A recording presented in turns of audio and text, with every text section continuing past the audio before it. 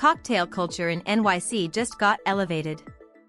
In a city where lackluster rooftop bars are a dime a dozen, one of the country's preeminent mixologists, who professed to once serving the late Patrick Swayze the best Cosmo he'd ever had, is bringing his award-winning craft to the Big Apple's most civilized new piece of top-level real estate.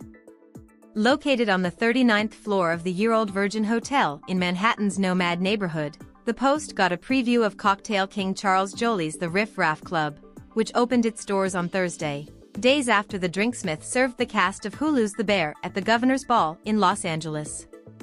But while Joly and crew are aiming for upper class all the way when it comes to drinks and atmosphere, all are welcome, the elite member of the shakerati explained.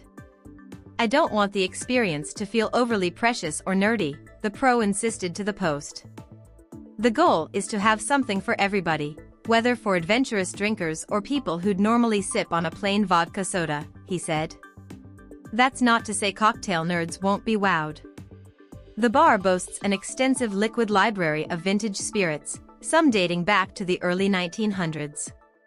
That includes a 1947 Cognac Napoleon and 1960s and 70s era expressions of green chartreuse, all sourced by Joly himself, who has an affinity for throwback booze and vintage glassware, which he will be using at the bar.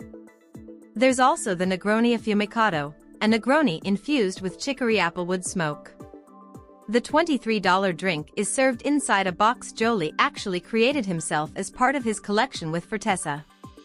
The Chicagoan has made a name for himself as a force in the American cocktail scene over the years.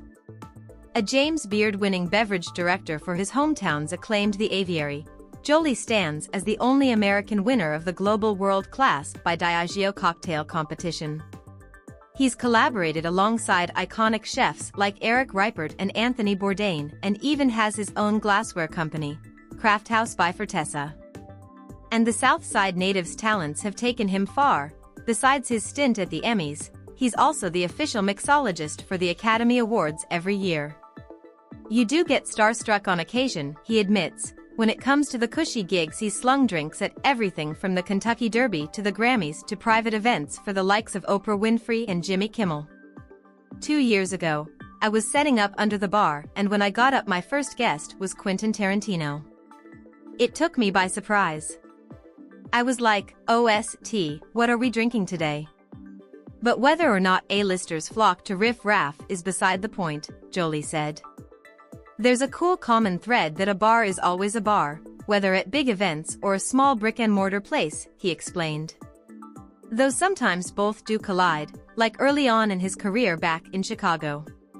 Patrick Swayze was in town and he came into our 8-seat bar one night with his wife, Joly recalls of the beloved late actor.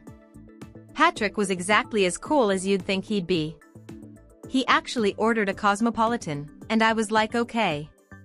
I'm going to make the best Cosmo this guy ever had."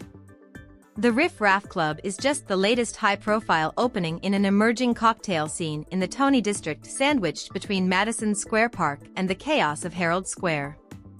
"There's been a real boom here," says Joly, alluding to trendy destinations including the Bronze Owl, the Roof at Park South, NoMad Tea Parlor, Little Ned, and the Tusk Bar.